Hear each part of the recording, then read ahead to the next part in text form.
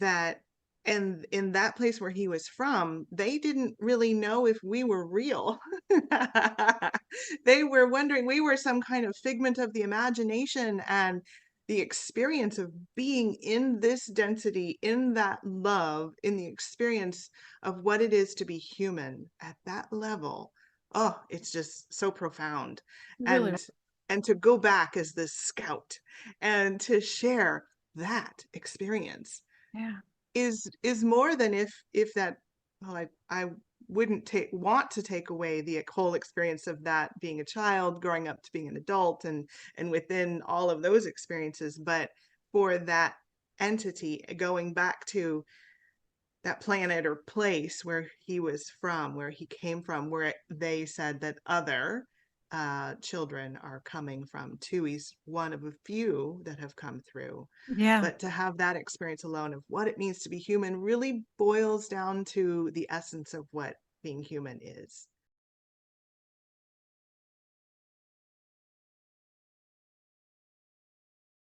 With another quantum conversation today with a dear friend, Nicole Demet. Hi, Nicole. Hi, Candace. Thank you so much for having me on. Thank you so much for being here. So I'm going to have Nicole introduce herself, and then we'll get right to all the other things we plan on talking about. I am a quantum healer. I love that phrase, quantum healer, because it encompasses so many possibilities, which is exactly what I need. I am an artist. I worked in the arts since the 90s, so you can do the math. um, I also do BQH and I read the Akashic records. I think I came out of the womb doing astrology. So it's just a framework of which I live by. So all of the Aquarian and Uranian sort of ideals of consciousness and the exploration of consciousness is really what drives all of the different things that I do. There's also a left side to my brain, and I run a nonprofit. So again, lots of different things, but I call myself a quantum healer. Well, I need to know a little bit more about you as the artist. Most of our viewers have probably heard me refer to this before, but I mean, I went to college in even earlier than that, like in the 80s, in the early 80s, early 80s, I went to college for drawing and painting, graphic design a little bit, and then switched over to drawing and painting. And you know why not graphic design? Nicole, because there was too many freaking rules, and you had to be too perfect. And back then you had to do these perfect things. It was like, if you can't use an X-Acto knife and cut film perfectly, if you can't rule perfect lines every time, you're going to have a problem. I mean, there was no such thing as computers. There was no such thing Yeah. as cut and paste. There was no such thing as rendering. It was all done by hand. And although I was a perfectionist, the exacting nature of the execution, if you did it for the 29th time and you were just kind of blowing it to dry, and you put a little bit of moisture on your hot press board, you've just ruined it and you have to start over. That made me crazy. So I went into drawing and painting, big messy drawing and painting. But I'd like to know what and how you studied early on. I went to the Evergreen State College, which is not an art school at all. Some would say it's not even a school. It is, but they go about things very differently. I think you're seeing the thread of what works for me. Let's just do it differently. I Right? agree with you that if it's a pristine anything, it's not for me. I want to be very messy and just allow the energy to move, and it doesn't move in straight lines, does it? I Mhm. completely understand. Mhm. Um, so photography is one of the first tools I think that we all experience. I didn't grow up in a way that art was really a part of my life, so photography so democratic. Everybody has something that they can do with it, and it was just the tool that I used when I took the first class at Evergreen. It had a component where you could express yourself based on what you were studying. and I just fell right in. And the dark room became the place that I spent most of my time, all 4 years of undergrad. Um, I used to sandwich negatives, and I would paint and scratch the negatives. And then I know, can you imagine how fun that Yeah. would be? I'd put lipstick on the negatives, like whatever had around me that I could screw it up. That's what I did. So definitely align with your no straight lines. And then when I left college, I needed the layers. I needed those layers. And so what I found was that still using my photographs and printing them on a very thin rice paper, and then when you use what's called encaustic, which is beeswax and resin, with sometimes pigment. You can paint that on and then fuse it, which basically means applying heat. And then it makes it very thin, so you can build up layers within your piece, and you can paint any sort of organic material from gouache to watercolor to oil paint can be used with the photographs. And that's a very brief introduction to what I do now. That's just the technical parts. There's always, the other Sure. layers, which are more spiritual. That's so fantastic. So, of course, I can apply all the words you just said to quantum healing, and I can understand that. And some of the most fascinating quantum healers do have an artistic bent or find themselves very creative in that way too. And I've taken note of that over the years. And most artists or most creative or writers or actors, most of those people tend to adapt well as clients as well, having this experience Uh-oh. without too Yes, much, trouble, let's say, allowing. So yes. of course, it's all about the imagination and sort of accessing that in whatever avenue that, may be in front of you or that you're interested in right now. So here's something interesting. For me in my own painting and my own work, you're saying layers and the artist in myself is saying, and for me, you know what it was for me that was some of the most interesting things about painting and drawing was the authentic human mark, the authentic Mm. human mark, because there were many, and there still are many people who I'm doing this painting and they paint something and they may be human and they may be making marks, but those marks are devoid of life, repetitious. They're uh, trying to copy something else. There's a lot of different ways. And I'm not saying my own work doesn't have and didn't have and still cannot have some of that, because it certainly does. But as my perpetual search for the organic, pure mark of the human, meaning there's something so the crux of what it is to be human. And I think that a mark, you can, for me anyway, when I went to Yeah, an art show yesterday, I went to an yeah, art show yesterday, and I'm probably, you tell me if you're this way. I'm kind of a snob almost everywhere as far as looking at art.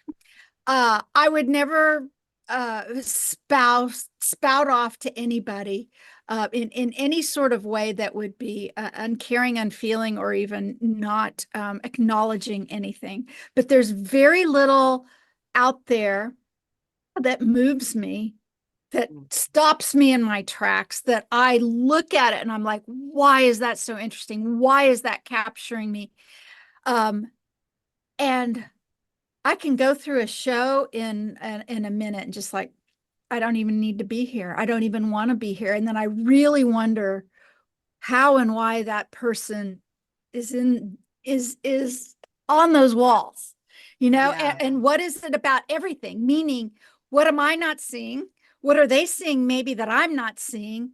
What anyway, my true passion of looking at things Yeah. is yours that way too, Nicole? You know, I have been in the art world for a long time, almost as long, well, since I really, went to school and got into photography seriously, um and also there's always been this parallel track of running nonprofits and being in nonprofits and being a curator. And so I really understand the paradigm of how artists have been controlled and creativity has been controlled. And it's very hard to break out of that matrix as an individual that needs to commodify something Yeah. and to, make a buck. And we deserve as artists, as creatives, to thrive. And so I want to support everyone in thriving. Yeah. And it's hard to make your own mark because often it's outside of what people know and see as what capital A art is, or some museum designs it to be okay. Yeah. It's really difficult to be authentic in that way. And that's Yes. why I love you, Oh, because you well, are so authentic and breaking the rules and all the things. I mean, beyond quantum healing alone is breaking the rules. And I admire that. So I feel deeply art, and I know that there's something behind it for someone, even when they're sure. trying to make that dollar and make it fit within the look that they think will make that dollar. So I try and feel that and try and be open to who the person and who that real mark is, Because it's even still in, it's still an offering. It's still a yes, journey, and it it's still, is. I get that. And it's And almost like, sometimes it's hard to find it, but and you can kind of see it, right? And it's the yeah, same like when artists like, well, I want to try to do this for a while, and the support behind them is like, well, you can't do that. You're known as this. You exactly. can't. Oh, that's Yeah, tough, isn't it? yeah, yeah. And Yeah. we're so many things. We're so many things. And the quantum work and the regression work has proven that to me. Yeah. I mean, it's often I know too much at this point. You know what I love so much? I'm not sure I'd heard you talk about your artwork, well, really at length at all before, which is why Yeah. this is a conversation I've looked forward to so much. But this fact that you even use the word layers, right? I mean, that's what people are. And it's all Yeah, the yeah, different layers of people, and it's all the different experiences we've had, and all the different combinations, and yes, it's just fascinating. I'm yeah, just thrilled. So for our viewers, our listeners out there, um, Nicole has come twice now to Kansas and really got to know her well this second time. She's come to the immersion class that we have here, in the in-person sort of in-depth experience of BQH in Kansas that we have 2 or sometimes 3 times a year. It's mostly been 2 times a year. Um, but I wanted to talk to her today a little bit about what that was like, and especially because we shared a session that I want to talk about, and there's some layers in there too. absolutely. Yeah. Excuse me, the I'm all choked up about it. The immersions are amazing. I mean, not only is everyone well taken care of in all the layers of who we are, the food is amazing. The environment is open and welcoming. But the healing that happens and the community that comes together, that's Yeah. why I keep coming back, is that I really love the community and I just want to absorb everything too. So Well, everything that everybody else knows. I learned so much myself. I sit there and I just think, these people have all flown, most of them, in to be here. I yeah, feel yeah, so lucky myself. Like, you all have come to me, because I can't get very far and do a lot of that. But more and more layers there too, right? The absolutely. the supporting the growth that we've seen in people from day 1 to day 5. Sometimes will just knock you over. Yeah, Some of that, uh, it's very obvious, and yeah, it's such a celebration, and especially this very last group we had, the cohesiveness between the members of this particular group was, I don't see how that can, I don't see how we can top that. I mean, of course we'll see what happens next, as always, but it good, was good. it was fantastic. So yeah, one of the ways that all of these things come together energetically kind of brings us to the topic of this session. So what we do in immersion very often is well, of course we swap sessions, but there's enough of us there, meaning I'm there and usually helpers, other people, Donna McMurtry and Diana Dare have been my wonderful assistants in almost every class. I think there's been one or two that they didn't show up for, but I'm very blessed to have them show up. And what we do, even though we have enough people to swap sessions every time, sometimes the morning session has taken out, shall we say, a player for a swap in the afternoon, meaning, some people have a lot to process, or it was just so big, or they're simply, their energy has gone elsewhere, or they need to integrate. I mean, there's a lot of things like that that can happen. And such a scenario came up one of the days, and Nicole was poised and ready to give a session without anyone to give a session to. And there I was. And I said, I'll do it. And I was very happy to do that. And that's what I want to talk about next. But to set the stage for this, I want to talk about that I'd been having a physical issue running up to the first of the class, had it throughout the entire class. It was obvious, not maybe to absolutely everyone, but certainly the most sensitive in the class. There were people like, what's up with you? What's wrong with you? What's going on? I had an abdominal thing going on. What was the thing? Well, it was very strange. I didn't know what it was. I still couldn't quite tell you, although we got big hints in the regression that we did. But it was just it was almost like a pulse or a spasm, but it was very regular, and it was very, very pingy and very strange. And I didn't really, it was unfamiliar. Not that my body's unfamiliar in those things, but the presentation of this was like, well, I'm not sure what that is.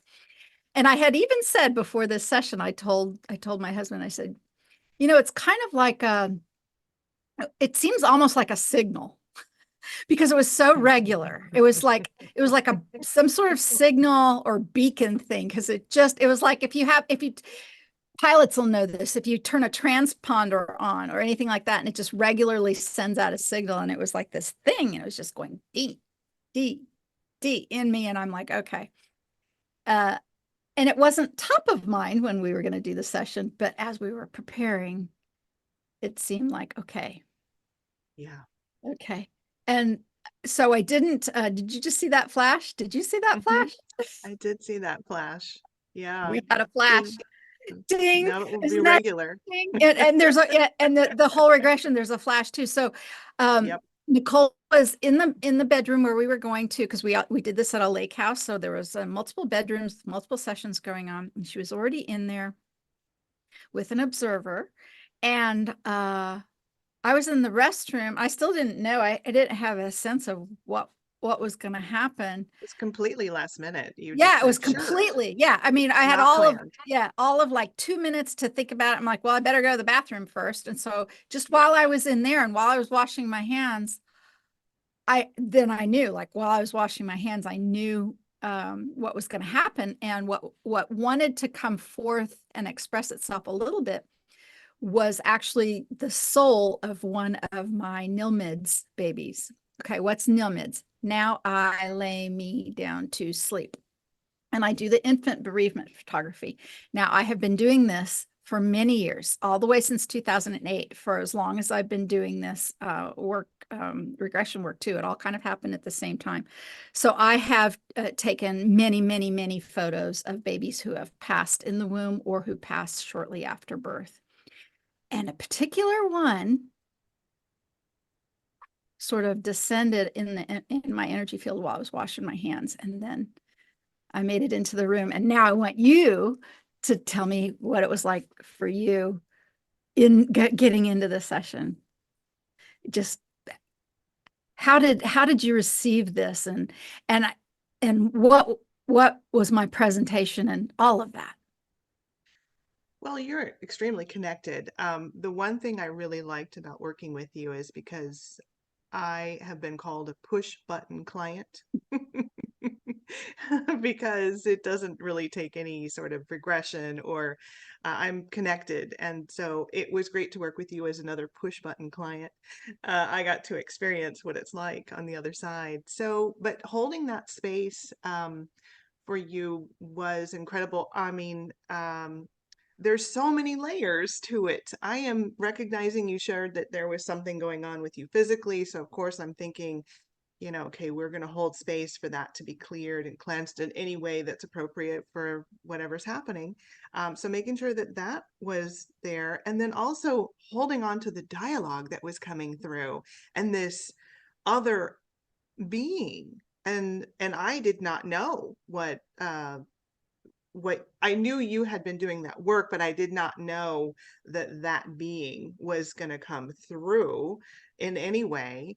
And then trying to navigate and hold space for whatever that being needs as well. And we're not going to, there's just so many layers to it. And I'm always holding the highest vibration to make sure that everyone is safe and protected and healed. I mean, and at that quantum level, we can't assume that what is healing for you is or and then there's this other being that needs the healing as well, or is wanting to just, I'm not sure it was healing as much as just being heard, right? Expression. Yeah, expression. Expression.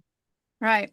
So I just Yeah. love that the screen flashed because the way the whole session ended up starting was I found myself in a twilight scene here on our farm in the place that we call our star platform. We have this kind of wooden structure. It's very simple, but it's just kind of built up. If you can imagine the pickup truck come back into kind of a three-sided box, shall we say, it's all open and everything. And then at the top is a platform and we can haul a mattress up there, a queen size mattress. And it's been a while since we've been able to do that. But we do that to watch the Milky Way, to get away from even our house lights. So That's into the amazing. dark. And yeah, and you can actually on the right kind of night, we're far enough away from the city that you can actually see the Milky Way.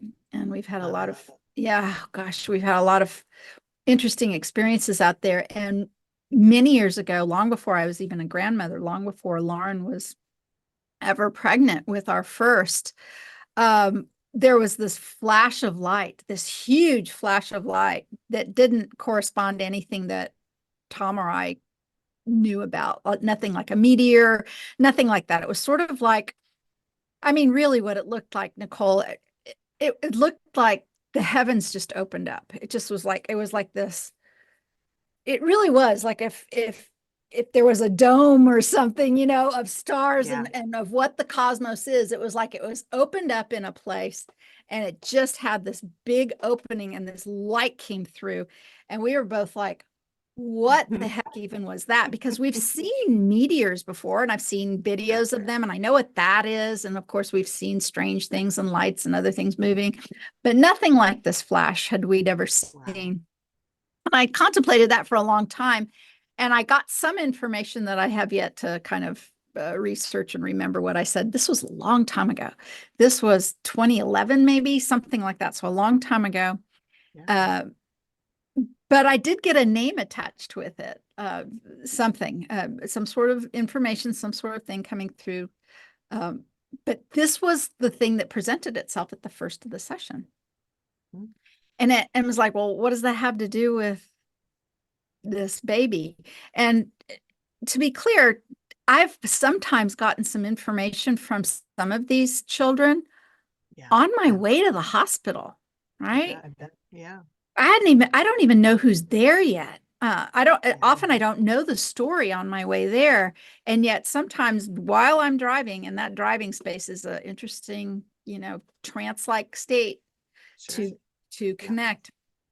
Sometimes I'll get information in about, the purpose of uh, maybe if not the whole thing, but what I need to know to understand what I'm getting ready to face and to deal with. And it's never been wrong. And it's not all of them at all. No, not at all. Um, but this particular story had to do with a baby that lived for a little while and was able to, for a very short amount of time, spend time with its family and its siblings before it passed in the hospital. And I'm not going to go into details of any kind, but that's the energy that wanted to come through and talk. Do you remember what it said about what that flash was? I'm not sure. If you remember, you could say, because I'm It not was sure I it remember. was a portal.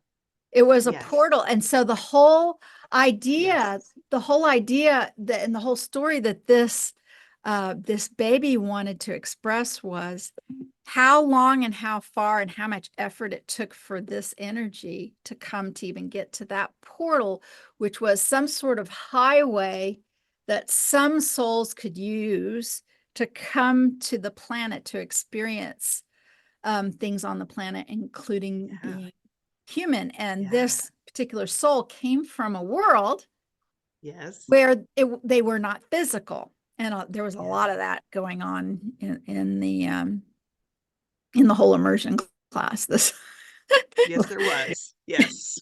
there was there was a lot of that, and Very galactic. it really was, and the most interesting thing for so this was sort of like an explorer. This was an explorer Yeah, soul. he was a scout, is That's what the exactly words what it that he was. used. Yes, yes, he said he was a scout. And because from where they weren't physical, and this concept of family, like a nuclear family, yeah, it was like, what even is that?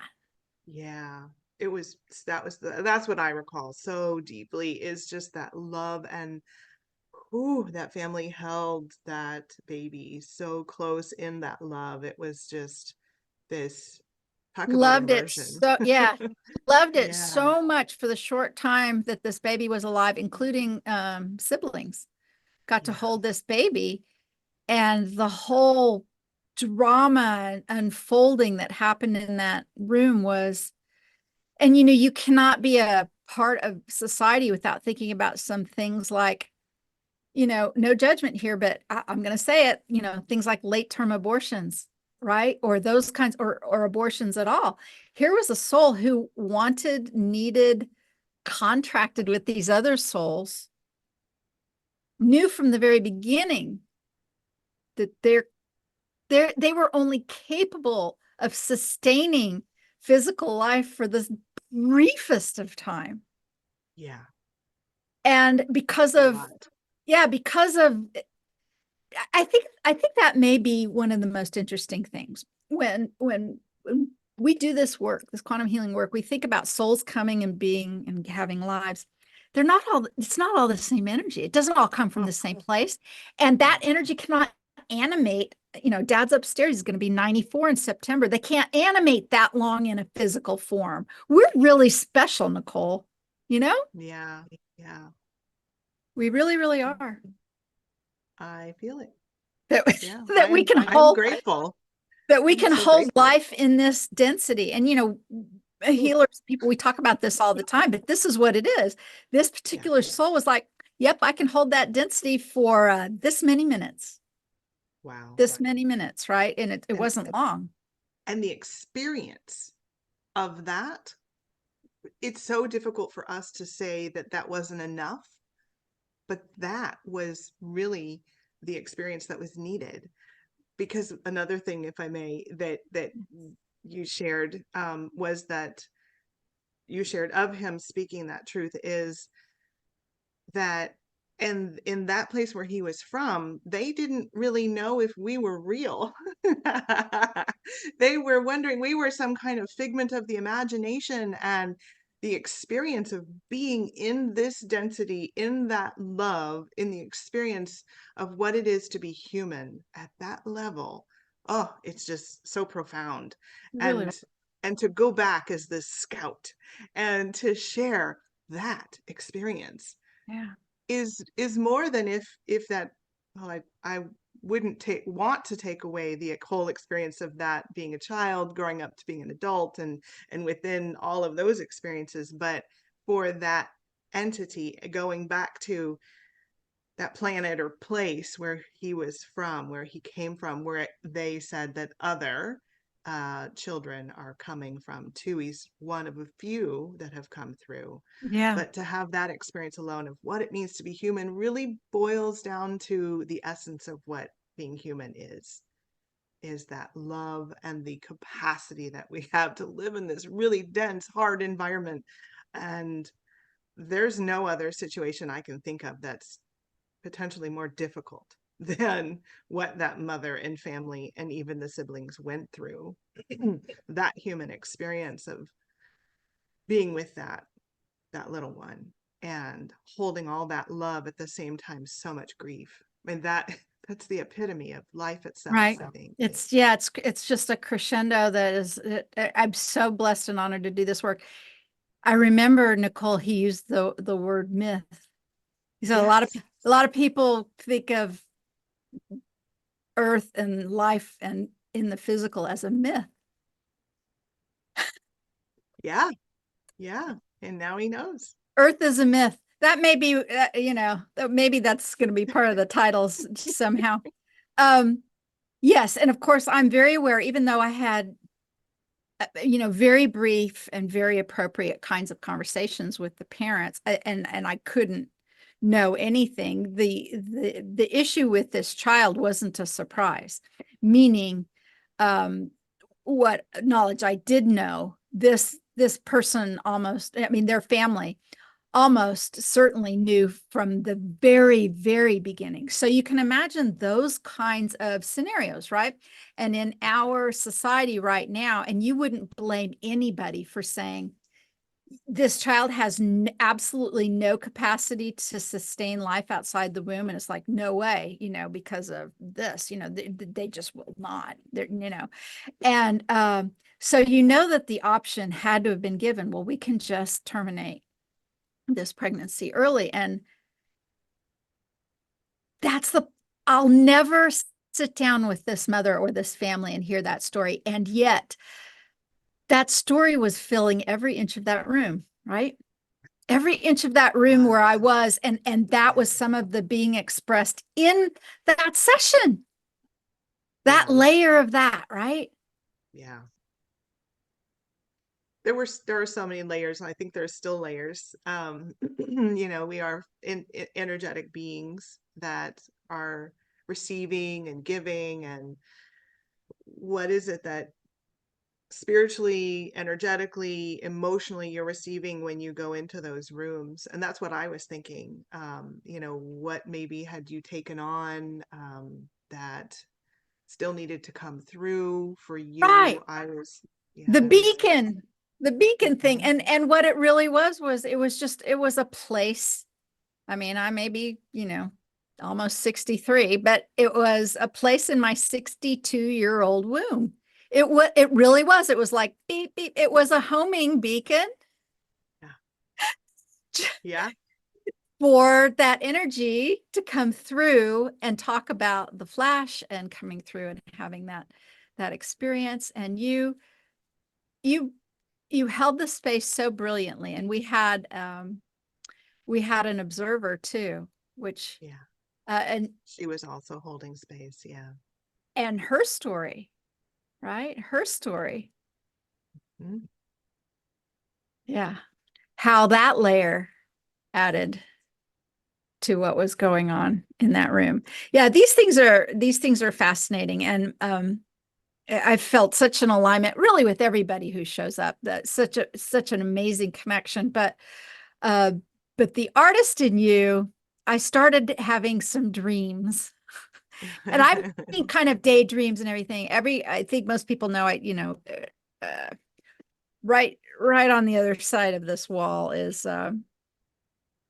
I've got an easel, and Yay. yes, and there it sits, kind of waiting for me, and I lamenting and longing to be able to use it. And I put that little bit of an idea into Nicole's mind, and happily she was very receptive to it. And then I had dreams and I had some other things. And then she did this thing. And I'm going to let you tell everyone what you did. And I'm glad we have photos and videos because I'm going to splice them in as you talk about it. So Good. Tell good. me everything about how we got together to dip our toe into this collaboration, because I know it was small, but it was so big for me.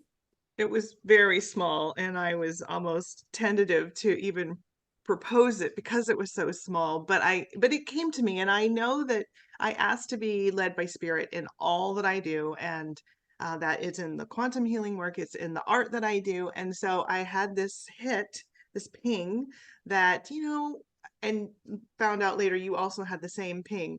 But I had this first before you told me that there was like two sides to something. Like you could do one side and I could do another. But then I'm working on this project for a big fundraiser for the Seattle Art Museum. They had asked me to make decorations for a table. So that's where, granted, Seattle Art Museum, but very small decorations for a table. But I had this idea to take animals and then channel through the Akashic records or through just tuning in, what is the message that this animal wants to say to the person that finds them at the table. And so I wanted it to be healing, and spirit was guiding me to do this. And so I had a picture of a horse. So all my work is from photographs, and I know, your hickory has been such a big part of your life and your social media feeds, and I've been tracking that, and I've been to the farm and seen all the lovely animals that you have. And so I thought, well, I was going to make them two-sided. I thought, I wonder if Candace could do one side and then I could do another one. I thought, well, I'm gonna throw it out there because spirit is driving this, and you were very excited. So we did this collaboration of a hickory on one side and then another horse face photograph that I had done on another, on the other side. And then you participated with some messages maybe that were coming through, and You've got that to read too. I do. I opened the records for the entity, the spirit of the horse, to come through, and I just went with what came through. But if you want, I'll read it. Oh, absolutely. And while you're If reading it's it, we'll yeah. Okay. I'll edit in a little video and some of the images of what we created. And so Yes, take please. it away. Spirit of the horse.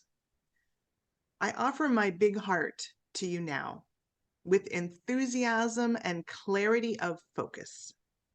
We are seekers of the truth.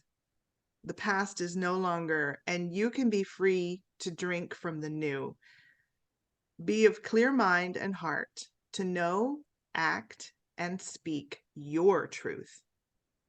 You can step forward with confidence, and I will carry you when and wherever your desires lead us. Follow no one and be free. How perfect is that? Show the card too. So you had this. There you go. So you had this next to the decorations that we've showed, yeah? And you had one of those for each one of the place Yeah. settings, and you had like a butterfly and a bear, and what other Mhm. kind of animals did you have there? I had so there was a tiger, there was a butterfly, there was a moth. Both had their own messages, which were really beautiful and interesting. And there was a goat, there was an orangutan. Oh, That was fun. Of course, we had the horse. right. There was, now I'm losing track. There was a bear, I A think. bee. Was there a bee? No. There was a ladybug. Oh, a ladybug. Okay. A ladybug had a beautiful message about good luck. One thing I remember was it saying, good luck. The idea of good luck is for those that second guess whether they're right on or not. Ladybug came to tell you that you got this. Like there was just no good luck you need. You are it. Um, I apologize to the animals that I cannot remember in this That's moment, okay. but And you got to go to this dinner. yeah. So I have a couple more questions. I know we're running out of time, and we both got other things we've got to come up and get ourselves to. Yeah. But you got to see who sat at that place, I didn't you? was so excited. Let's just say that I was probably more excited about who sat there than other people who sat there. So You know, the thing is, we cannot have any expectations Right. about what spirit wants to happen. Sure. And there were people at the table. So the masks were for people to take. They actually didn't take the masks. But what I found and what I loved was that you're right. I had these little messages in a little bag, and there was a crystal in there, and there was a little sacred geometry sticker and a feather boa. No one wanted the feather boas. So that says everything about the group at the table. They were like, no to the feather boas. The masks are beautiful, and I did get some feedback. They really loved the table, really did. And they took the messages. They several of them took the messages, How perfect is and that? It's the it most perfect really thing. it really was. A couple people actually took some crystals too, which I was so grateful for. And then what happened afterwards, after they left their table, a lot of the other artists were left, and as you mentioned, first off was it's so great to work with artists because we have that open, free, that freedom, as the horse draws us um, to express and to think and to be beyond boundaries of a straight line or a crooked line or whatever, no line. And so a lot of the other artists that I know and love, really resonated with some of the pieces. And so I got to be the one to say, here, this is obviously for you. The Wolf was another one that I didn't mention, and a really great artist that I love her work, and her ideas are so there's so much synchronicity between the ways that we think, but we're representing in two different ways. But we got to sit together and we were talking about the whole project and her ideas, and she definitely needed the wolf. The wolf had her message. And so I did not second guess what was meant to go to someone else. So afterwards, the accurate people, the right people found the messages and the spirit animal that was calling to them, and they Just all like went to card good reading, homes. right? It's It all like card reading. It's so perfect. And you know, one thing I want to mention too is you know, absolutely everyone has in their birthright as a human should feel like they can be free. All of us, you know, artists aren't special in that way. We just poke harder, I think, or insist louder or longer or something. There's something Yeah, often I know in myself can be obnoxious about that, just to kind of in the insistence of it. But it's really, you have it's to. really for all humans. You know, I know this is kind of off topic, but not really. I had a early morning meeting with my daughter, and I mean, really early, like the sun was rising early because she's in Japan, and that's our crossover time. Wow. Anyway, the first thing she says to me was, she's like, I really love my daughter. Now she has two, but she's almost always talking about the middle one, Ilona, who's named after me, who is well, let's just say there's a lot that she takes after her grandmama. And she says, I really love my daughter. And I'm looking at her face. I don't even have to ask which one. She goes, but, and then she goes, she does not have a singing voice. She does not have a singing voice, is what she was saying. And we both talked about it for a little bit. This wasn't a new thing. Uh, but we did talk about it. And what she was saying really was this. She was feeling, Ilona, absolutely free to sing at the top of her lungs. And my daughter, a natural born musician, is, you know, there's some edges of her nerve fibers that are not, you know, taking it the correct way, because the girl does not have much of an ear, at least not yet. She's still young. Let's just say maybe that'll change. Anyway, what I loved so much, and as a mother and a grandmother, what I loved so much was, yet she's free to do it, isn't she? Nobody yet has squashed the thing in that child that says, you're not good enough at this, so you need to stop. And so many people do that to humans in terms of visual art, right? And Yes, it's one of the absolutely. most cruel things there can be. And I feel the same way about singing. I don't sing well at all either, but when I'm out far away from the barn on a horse and nobody can hear me, sometimes that's when I sing too. I sing Cowboy Junkies, in case you want to know. That's my go-to is Mm. Cowboy Junkies. If I knew a Cowboy Junkies song right now, I'd say, let's do it for Oh, everyone to hear. I would say too, but we're out of time. One of the things that How convenient. yes, one of the things though that Nicole and I are going to do is we're going to do more collaboration. And I want to riff off of, and we've already spoken about this a little bit. I want to riff off of our combined session, and then maybe swap sessions in the future and see where we go next. And so, for those of you out there who don't know what this is, a diptych is when I'm just going to pick up some papers here, but it's when there's like a canvas here and a canvas here, and you put them together here, and it's a single piece, but it's in two. That's a diptych. And so my idea, although Nicole's was one side and the other side of the mask for our first foray into a collaboration, I'm suggesting we do a diptych, and maybe with a singular piece to riff off of, and that singular piece have something to do with the session. And well, I'll get back to you on that. But those of you out there who are quantum healers and artists, I'd love to hear your suggestions about what you could think of that would be inspiring or creative to do within or around a session. Here's one. Allison Coe doodles during her BQH sessions. You know, a lot of people then do soul paintings after a session. There's other things you can do. I'd love to hear your ideas. Will you let us know before? And Nicole, will you tell everyone how to find you, both your art and you as a practitioner? And of course, you're found on quantumhealers.com. But beyond that, where can people find you and what you do? Thank you so much, Candace. Your generosity of spirit and ideas and the freedom that you have given us all is something that I can't thank you enough for. I thank you.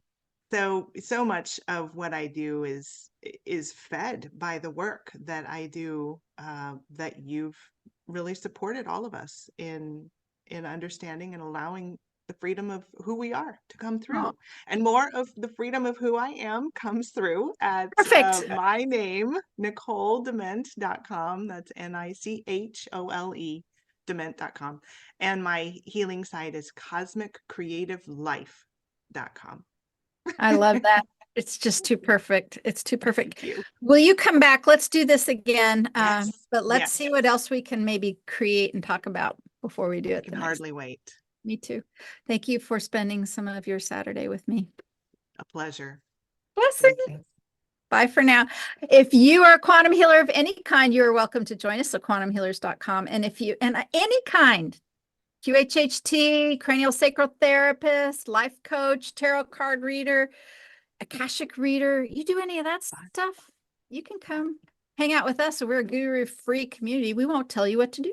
We have no rules like that except for be nice to everybody. It's really pretty much it. And we have a directory. So if you're looking for a quantum healer of any kind, please head on over to quantumhealers.com. Thank you so much. Thank you for being here. Until next time. Bye, everyone.